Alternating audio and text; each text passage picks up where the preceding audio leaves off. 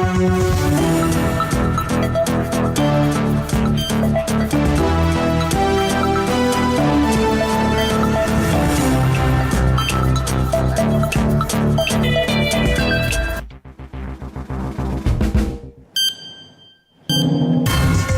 evening and welcome to the Daily Report. It is the 21st day of November. Beautiful Tuesday. Thank you so much once again for joining us. We have all the stories that are making headlines today, but first, the highlights. After a prolonged heavy downpour lasting over 6 hours, 2 elderly men lost their lives due to drowning in Garissa and Hulugo towns. Last night, it rained over the whole night, and unfortunately we lost 2 lives. One in Garissa sub-county, another one in Libo sub-county. As floods across the country rage on. Cabinet Secretary for Lands Alice Wahome officially states that the government will not intervene in the scheduled Njiru land evictions. To buy the land or to settle people who are living on the land. This land is about 1,000 acres. We have no such plans. And the momentum for a signature drive to suspend the Meru County government, supported by a section of Meru residents, continues to grow. Tunaona kuna ukusanyaji wa sahihi unaoendelea kule mashinani, unaongozwa na kundi ambalo limeteuliwa na gavana wa Meru kukusanya sahihi ya kwamba county ya Meru kuwe suspended. What comes next once the requisite number is reached? Welcome once again. My name is Hibak Said. Our sign language interpreter is Rhoda Nyamai. Now, a day after residents of the contested Kirima land wanted a probe into how the ex-MP acquired the land, today the Cabinet Secretary for Lands, Public Works, Housing and Urban Development, Alice Wahome, said that the Kirima's family are the legitimate owners of the land. Lands Cabinet Secretary Alice Wahome has thrown a spanner in the works for residents living and hoping for a status quo on a piece of land whose ownership is being contested by the late Gershon Kirima's family and others who claim rightful ownership. The parcel of land reference number 6825/2, which is situated in the locality of east of Nairobi municipality, measures 472.5 acres, less a road reserve of 1.5 acres, and is currently registered in the name of Gershon Kamau Kirima and John Gershon Kirima. The ministry now says that on 16th of September 1967, Percy Everly transferred the property to Gershon Kamau Kirima and John Gershon Kirima, who are currently the owners of land reference number 6825/2, which measures 472.5 acres by 1.5 acres reserve.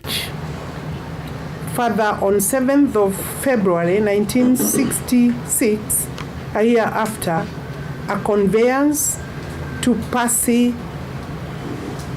Everly Rando was registered. She added that the second piece of land, named land reference number 5908/8, measuring 507 acres, was transferred to Gershon Kamau Kirima and John Gershon Kirima by Domenico De Masi on June 17, 1972, and that a new grant was issued to them upon expiry of the term in 2003. Cabinet Secretary now urging those who are currently residing on the property to negotiate with the Kirima family. She added that the ministry has received a lot of inquiries on the land and that the government has no claim or say on the land whatsoever. You can follow a very historical and lengthy showing all those entries retained here with us indicate clearly that the land belongs to the Kirima family. The Cabinet Secretary has called on members of the public to be cautious and avoid falling in the trap of people masquerading as owners of the land. She has further urged them to engage with the family directly to avoid cases of fraud in the name of securing the land. Natasha Wairemu, TV47, Nairobi. And Deputy President Rigathi Gachagua has reprimanded governors who are attributing the lack of action of the national government in response to flooding caused by heavy rains in various parts of the country. Meanwhile, at least 2 elderly men were reported dead after they drowned in Garissa and Halugo towns following heavy downpour that lasted for over 6 hours that left behind a trail of destruction. This as even heavy rainfall continues to affect many regions in the country, with almost a half of the counties being affected, and as Paul Kirobi reports, thousands of families have been left hopeless, with properties and crops being destroyed. The national government has responded to calls by governors whose areas have been greatly affected by the raging floods. Speaking in Kisauni, where he was distributing food and non-food items to families displaced by the prolonged rains, Deputy President Rigathi Gachagua urged the governors to temporarily halt development projects and redirect funds to assist the victims of the El Nino floods. Hata wewe governor uko na pesa. Kama watu wanakufa, hiyo pesa unaweka kwa benki, ifanye kazi gani? Pesa yote saa hii kila gavana katika Kenya, pahali watu wameathirika, wasimamishe kazi zote, wanunulie watu chakula na blanketi na madawa. Gachagua saying that the National Treasury had already disbursed over 10 billion shillings to counties and urged governors to use the funds to support those affected by the floods. Kini mwenye kufanya kazi ya kuchunga raia ni gavana, kwa sababu wako na pesa. Even as the national government and the devolved units tussle, this is the grim picture and the reality facing the people of Garissa County, a region that has consistently made headlines for suffering from drought, is now experiencing conditions that surpass even the situation it previously faced. Yesterday night, heavy rainfall ended the lives of 2 elderly men who were trying to cross flooded roads when they were swept away. Acting County Commissioner Solomon Chesut said the 2 bodies were recovered this morning and the police have taken over the cases. The 2 older men got drowned. Their bodies were recovered in the morning and police have taken the necessary action. This is one of the many unreported cases due to effects of floods in some parts of the country. This is Tana Delta in Tana River County. Residents here are counting losses following the heavy rainfall that has completely cut off the main roads in the region, making it difficult for people to cross over. Farmers who have been planting their crops besides the river are counting losses since their crops have been destroyed. Mohammed said a resident of this area tried to use a canoe so that he can try to salvage his crops, but he was unsuccessful. Kuna watu huko, kuna mizigo, kuna mbuzi, kuna kuku. Na sasa hakuna mau hapa, na jamaa wako na mbuzi huko, hatujatoa wote, na communication ya mau hakuna, hatujajua mtu wasaidie namna gani. Livestock keepers from Bandi region that hosts more than 300 families have been migrating to safer areas to seek for shelter. Tana River County has largely been affected because of the cost the water takes to the Tana Delta. Wajengeo majumba ya permanent. Wakishajengeo majumba ya permanent, ile sehemu ambayo imebaki inaweza kuwa ni sehemu ya mifugo, sehemu ya shamba wanaweza lima. Meanwhile, members of parliament want the government to declare floods a national disaster since most parts of the northeastern counties have greatly been affected. To Madagascar, it was constructed in 2019 at whopping several billions of shillings. Part of it was swept away. Why? Because it was not done properly. And I think it's high time people are supposed to pay for this kind of crimes. The engineers who were supposed to monitor these things, the contractor was doing it. The Director General of Kenya at that particular time, they need to answer some of these things. Airlift of food from here to the affected areas. People are suffering. Homes are flooded. There is no one who is living in his house today in the whole region. The critical hospital facilities like oxygen and other facilities that require electricity is not accessible. Paul Kirobi, TV47. Thank you, Paul Kirobi, for that report. Now, a 68-year-old American suspected serial pedophile was denied bond by Mavoko Law Court on Tuesday for 7 counts of child sexual offenses, 18 months after he was released in unclear circumstances. The suspect, Mr. Terry Ray Krieger, aka Guka Terry, pleaded guilty to charges of child pornography in 2014 and was sentenced 50 years in prison. This comes at a time when Gender and Social Protection Cabinet Secretary Florence Bore announced stringent measures to curb online child exploitation and abuse. The suspect, Terry Ray Krieger, aka Guka Terry, who has been in police custody since November 10th, 2023, when he was charged for sexual assault on a minor in Mavoko Court, was arraigned before Mavoko Senior Principal Magistrate Barbara Ojo. The magistrate denied the suspect the bond, terming him a flight risk and a fugitive in the country. Given the foregoing, I decline to grant bond to the accused person for now. I direct that the State Council verify and ascertain from the relevant authorities the status of the accused person in relation to the crimes allegedly committed in the United States of America and report back to the court with due expedition, but not later than 30 days from the date hereof. Later, he was arraigned before Mavoko Law Court Senior Resident Magistrate Mary Gitau and was freshly charged on 6 accounts, including sexual assault, being in the country unlawfully, child pornography, benefiting from child prostitution, promoting sexual offense to a child, and child abuse contrary to Children's Act.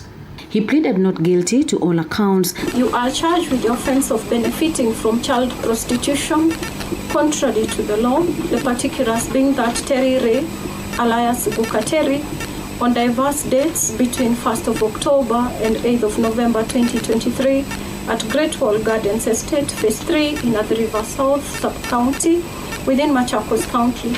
You permitted ABM, a child aged 3 years, to remain in your house so as to participate in indecent acts. Is it true or not true?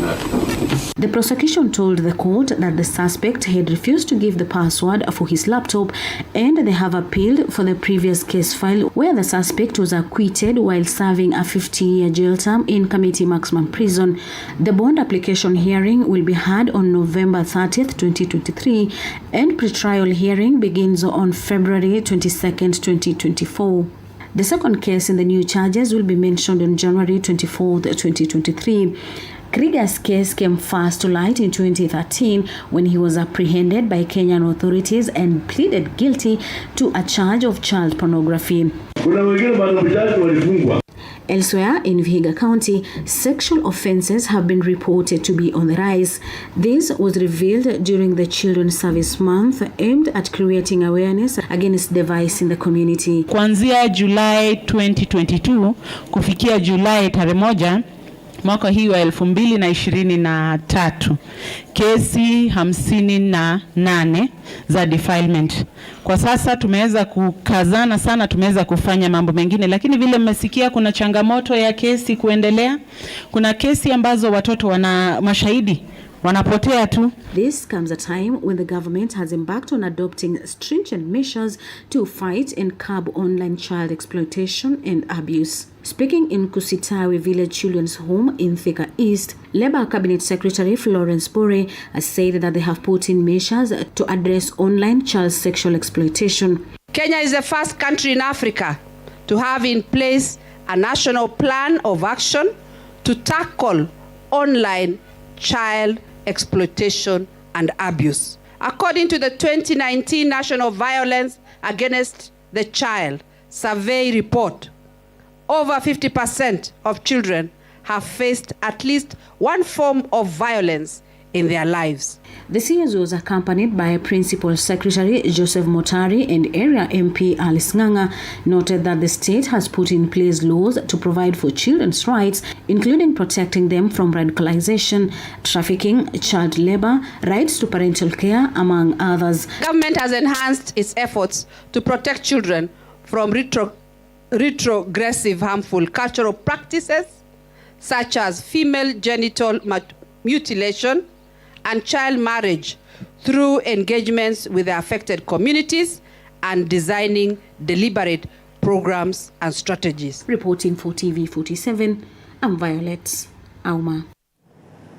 Elsewhere, the signature collection drive in Meru County by a section of its residents to have the Meru County government suspended has gained momentum as the Meru members of members of county assembly vehemently begin debates to oust 12 county CECs, which will paralyze the county government. Led by Governor Kawira Mwangaza, Sheila Chilangat with more on that report.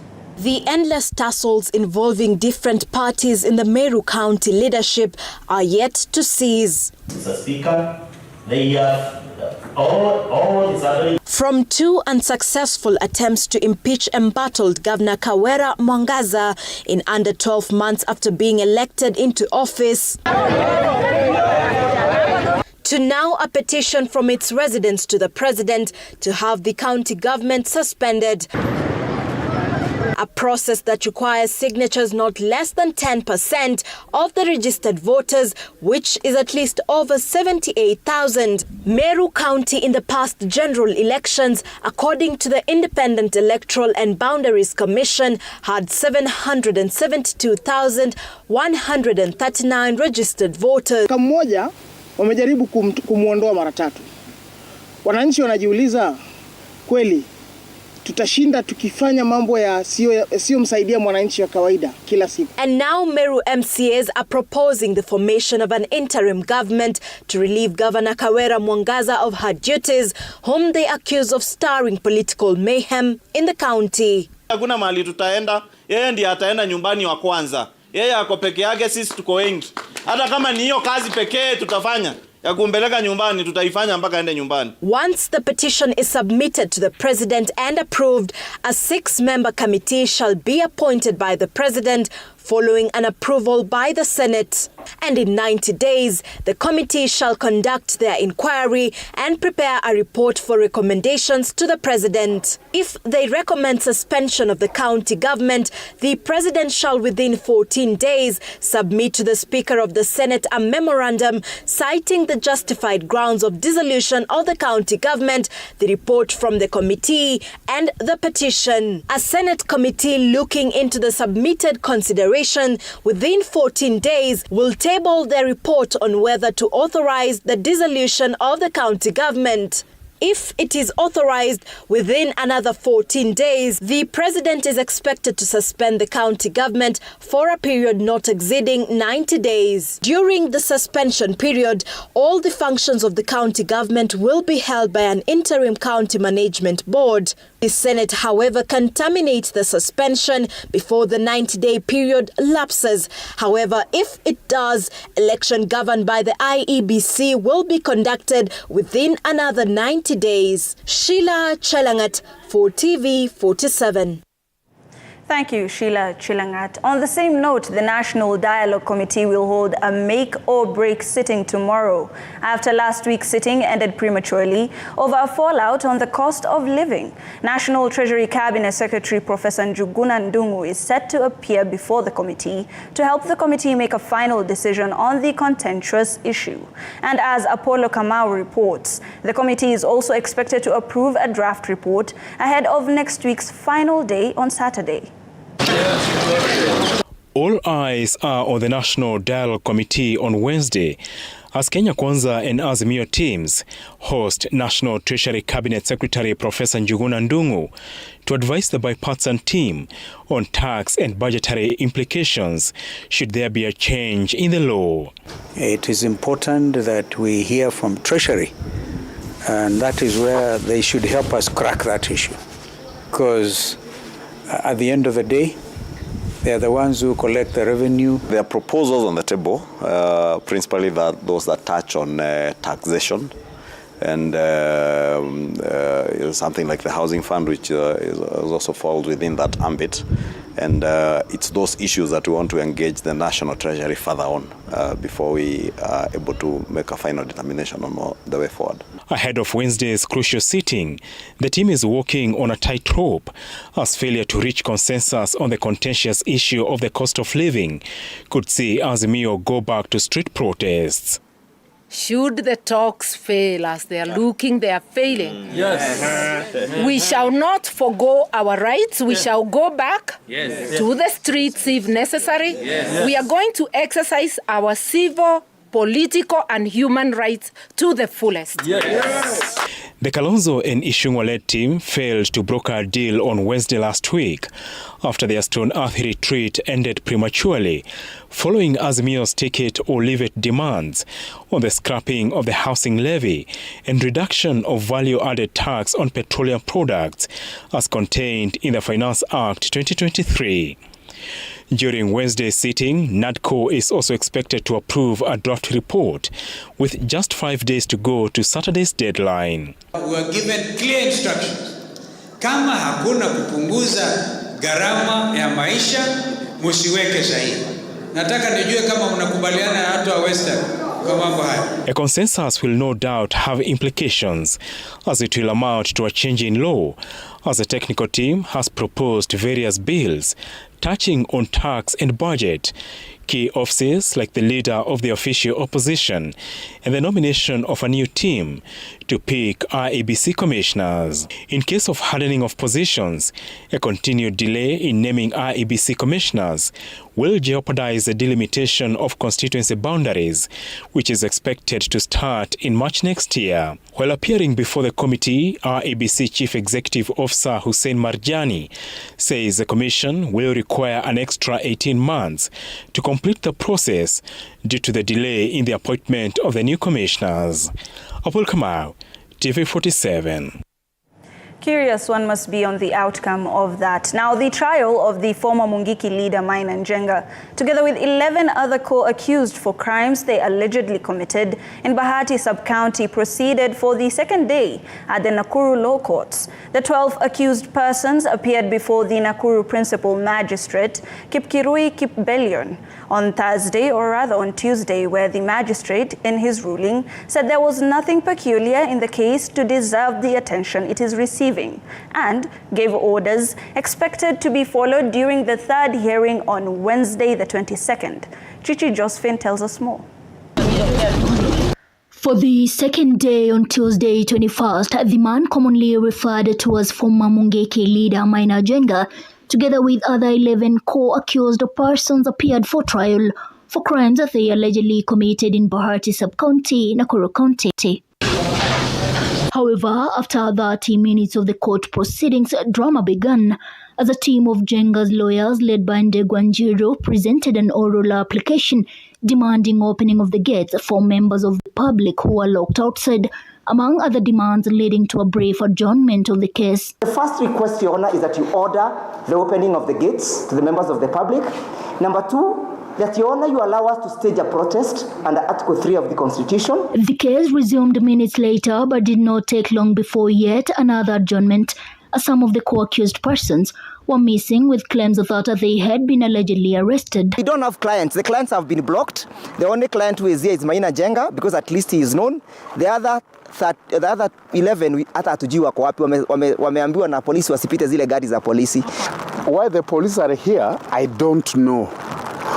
They have not explained. They actually tried to stop me as a lawyer. The magistrate in his ruling noted that there was nothing peculiar in the case to deserve the attention it was receiving, as he gave directives that the matter shall proceed in a public field where members of the public will follow the proceedings, and that there shall be an extra space and a screen mounted for the public to follow the proceedings, and it shall be the duty of the police to ensure orderliness within the courtroom. Also, the police shall ensure there is ease of access to court, and no accused person shall be denied access to court. Regrettably, I find nothing unusual about this case. It has been unnecessarily hyped. The case was hence adjourned to tomorrow, Wednesday 22nd at 9 a.m. for further hearing, as witnesses will also be presented to testify. This matter is adjourned to tomorrow, the 22nd of November 2023. Njenga and 11 other co-accused are facing trial for being members of an outlawed group, attending an illegal meeting, being in illegal possession of firearms and bang, and recruiting people into an illegal group. Chichi Josephine, TV47. The people of Kenya have won. Right, President William Ruto has underlined the significance of EU-African and EU-Kenya collaboration. Speaking during his key address at the European Union Parliament in Strasbourg, France, the head of state urged nations to embrace a new era of cooperation and collective action to tackle climate change and build a prosperous and peaceful world. Micah Gwongo with the details. Speaking at the European Union Parliament in Strasbourg, France, Tuesday, President William Ruto stated that African nations can develop their capability and provide their youth with the skills necessary in a changing global economy by taking a cue from Europe's successful methods of education and vocational training. As we navigate a new era of global interdependence, this needs to evolve into a reciprocal relationship, a shift towards a more balanced and equitable global partnership with a deliberate transfer of technologies and intentional flow of capital to the global south. According to the president, industrialization and the green transition are two areas where collaboration may occur. In the last 2 decades, global investments in renewable energy soared to an impressive $3 trillion. But only a fraction of this, $60 billion, or just 2%, found its way to Africa, despite our enormous potential and urgent energy needs. According to Ruto, the successful partnership over the years has resulted in millions of employment and improved living conditions for people all over the continent. Ruto asserts that the alliance is vital for Africa's future and is a pillar of its history and its present. Our collaborative efforts have helped generate millions of jobs and enhance livelihoods across the continent. This partnership is not only a cornerstone of our past and present, but it is also crucial for our future. The president emphasized Africa's responsibility in combating climate change and attaining sustainable and fair prosperity. The head of state, however, made a plea to the European Parliament to work with Africa to create a world that is more wealthy, just and sustainable. In the face of threats that transcend borders and oceans, it is essential to adopt a clear-sighted and unified approach to confront climate change, combat poverty, and tackle conflict. He underlined the need for nations to leave a legacy of foresight, cooperation, and solidarity, and stressed the need of taking joint action in the face of common difficulties. Mike Kagwango, TV 47.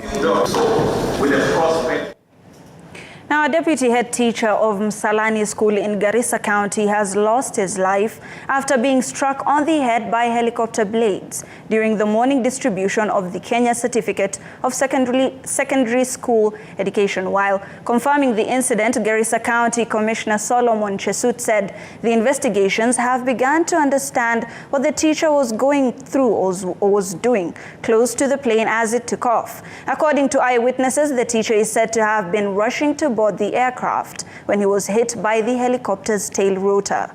Commissioner Chesut has urged residents and officials to be careful to avoid such scenarios. Helicopter which was ferrying exams from Masalani, DCC's container, got involved in an accident where one deputy air teacher, Ahmed Nur Ismail, was hit on the head by the rear rotor of the helicopter. He died on the spot. And we want to appeal to our colleagues who are handling exams, members of the public. Sometimes we may become excited out of seeing the helicopter being nearer or any other chopper being nearer where we are. We should keep off because these machines are very dangerous and they are very powerful. I think this is an appeal I want to make to all the members of the public in our county. The National Transport and Safety Authority, NTSA, has said more than 3,000 Kenyans lost their lives this year through road accidents, while more than 15,000 others were injured as of 15th of October this year. Now, the revelation emerges during a sitting of the Senate Standing Committee on Roads and Housing. NTSA Director General George Njiru attributed border borders to the rise in road accidents, having accounted for more than 1,000 deaths. NTSA says it's currently conducting a mass sensitization campaign to curb road accidents as we head to the Christmas season. Now, NTSA and the National Police Service were, however, taken to task on the use of alcohol during the low incidences of accidents caused by drunk driving. That human factors contribute to road accidents causing crashes include loss of control, speeding, lane indiscipline, improper overtaking, pedestrian error of judgment while crossing the roads, walking on the roads, and mechanical failure and causes of crashes in 2022 were identified as outlined in the causes based on the categorization. Kama ni ile helmet, kofia ile wanapeleka watu wa bodaboda, hakuna tena. Hatuoni watu wakivaa. Kama ni madereva wako katika wanapeleka matatu, hakuna uniform. Hawezi uka-identify driver amefanya accident, ametoroka, hawezi ukampata ama yule makanga wake. Nataka kuuliza ni kwa sababu gani wewe haujachukua hatua? The problem I have, Mr. Chairman, is that the people of this country, and especially residents of Nairobi, have been terrorized by NTSA and the traffic police with their alcohol gadgets. And we are getting into the Christmas period, and this is where they are going to terrorize Kenyans even further. Yet the data does not support. 36% of the fatal victims are pedestrians. And most of these pedestrians, they cross the roads while drunk, while under the influence of alcohol. But though our operations target the motorists, it is as a preventive measure. We are trying to, when people know that police are out and they are testing, they have the alcohol, people take caution. So sometimes it is as a preventative measure. And on that note, we go for a very short break. We will be back with more news.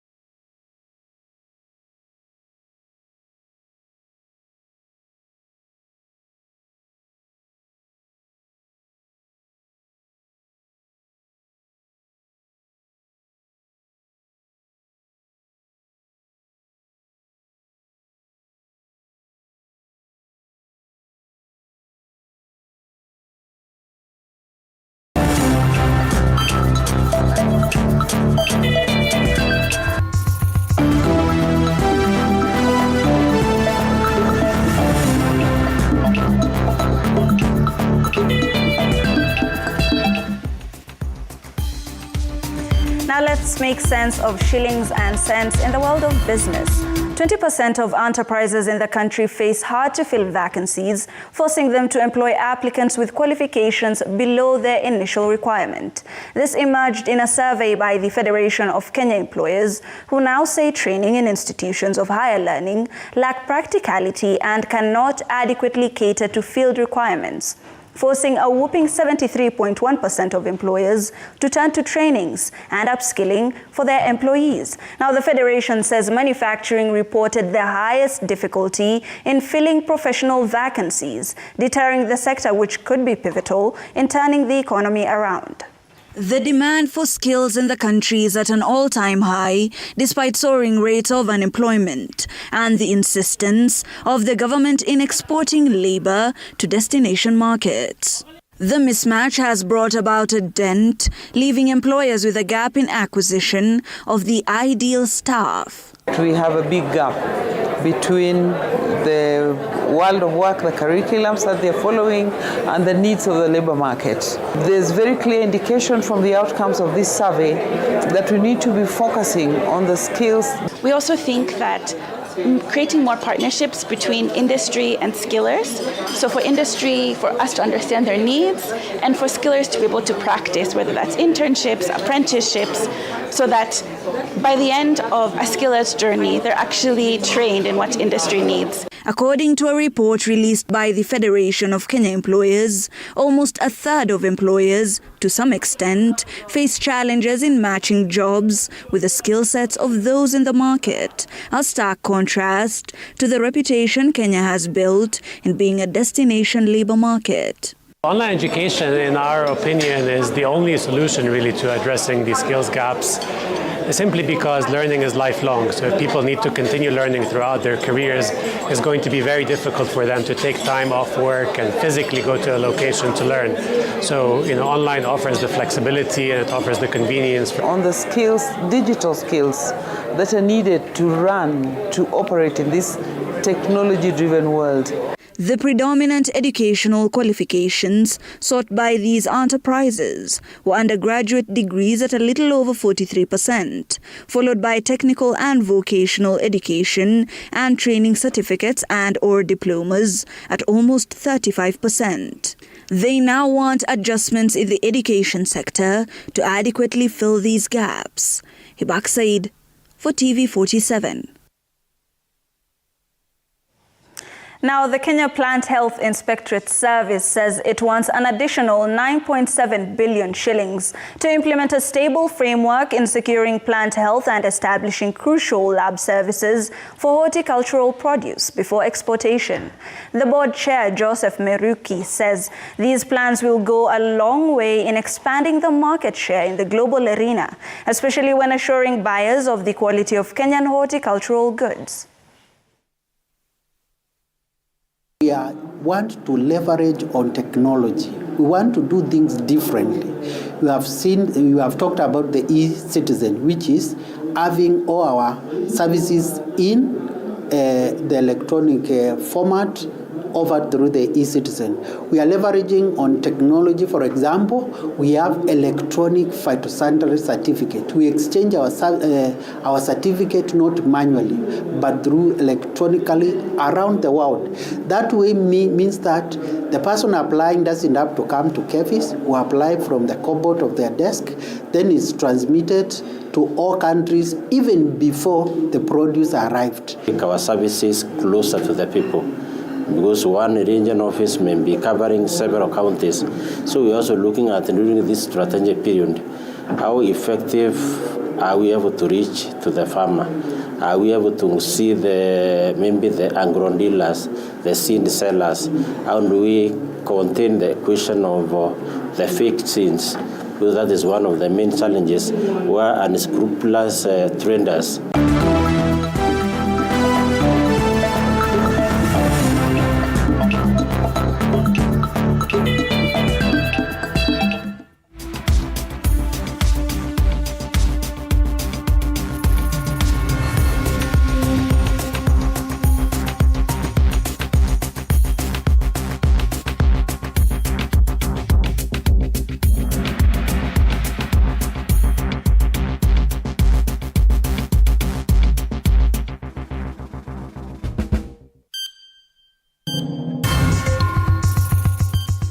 And in the wonderful world of sports, Bomet Governor Hilary Barchok has been put on the spot over stalled projects in the county, which include Bomet Stadium at a cost of 257 million shillings, and which was supposed to be completed 3 years ago. Though, since then, only 5% of the work has been done, despite the contractor receiving 14 million shillings. Appearing before the Senate County Public Accounts and Investments Committee, Barchok was hard-pressed over the project as senators remained unsatisfied with his answers. And the physical verification in November 2021 revealed that the construction stalled with only 1.5% of works completed. The total payments to the contract amounted to shillings 14 million. 13,380 as at 30th June 2021, or 5.4% of the agreed contract sum, which exceeds the 1.5 value of works completed. Sign for the current stadium will be coming from the ministry, and we want to have the minimum standards that can allow us even to host the AFCON in 2027. So that's our vision. No international stadium is going to be built in Bomet, capable of hosting any tournament of any level. That one I can tell you for free because of the history we have seen in all the other counties. Now, the question I wanted to ask, that is my own personal view. I said I am a cynic. I am allowed to give my own views.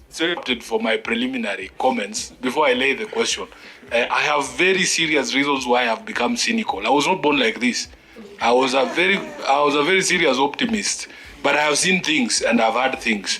Governor, you talked about a promise. In these documents you have here, can you demonstrate to me where that promise exists? In which volume? So that now we have a committee then the name opening the account should have been the project. So that we have also a project manager who is in charge of all these, then a verification team who is now to verify the payments before they are paid. Then how are the contributions to come in, including how are they also to bring in project status report and the audit? Thank you. The governor says phase 1 is done, phase 2 is done, phase 3 is incomplete. I want to ask the Auditor General, this is a significant amount of money. 500 million is a lot of money. We should not be dealing with it the way we're dealing with it right now. That you do in your current audit a deeper assessment to find out how much Bomet has put in, how much Red Cross has put in, and whether the governance structures are in line with the PFM Act and regulations. The National Olympic Committee of Kenya today held a significant media briefing in anticipation of the committee's visit to Paris, France. With only 249 days until the much-anticipated Games, the NOC Executive Board aims to assess the city's facilities, led by President Dr. Paul Tergat, in preparedness for the historic event. The Paris management team, headed by Chief de Mission Shadrach Maluki, is set to depart for Paris tonight for a week with a multifaceted mission. This includes engaging in diplomatic meetings at the embassy, inspecting venues for 2024 Olympic activities, and a visit to the Miramas camp. The most important thing for us is that since IOC have already opened the NOC visits, which is very critical to all of us to make sure that as a National Olympic Committee, because there's so many NOCs around the world who are making use of this opening, which has actually came up, for those who are going maybe, because it is critical, as Kayange just said, that all of us, we want to make sure that in terms of the venues, we have to know accommodation and all the logistics around the games, we need to make sure that we are hands-on in everything that we are doing. There's a lot of excitement with what is left, with the All African Games coming up next year, and whether there will be any possible qualifiers in that event, so that the Team Kenya, as I said, is one community, build up the numbers and ensure that once we get into Paris, through the preparation that will have been done, they'll be able to showcase the true Kenyan spirit in terms of athletes' excellence and dominance. With those many remarks. I think just for me, it's excitement as it's building up towards Paris, and looking forward to a very successful Olympic Games as Team Kenya, with the athlete at the center of it all. Thank you. Yeah, thank you. Now, the under-18 national team Junior Stars have intensified their training ahead of the CECAFA U18 Boys Championships set for November 25th to December 9th, 2023 in Kisumu and Kakamega counties, respectively. Kenya has been placed in groups alongside Somalia, Rwanda, Sudan and Djibouti, while Group B consists of Tanzania, Zanzibar, South Sudan and Uganda. All Group A matches will be played in Kisumu, while Group B matches will be based in Kakamega. The winners of each group will face off against the runners-up in the next round, which will be the semi-finals, to take place on December 8th, or rather December 5th. In Kisumu, Kenya will kick off their campaign against Sudan on opening day at 3 p.m. in Kisumu.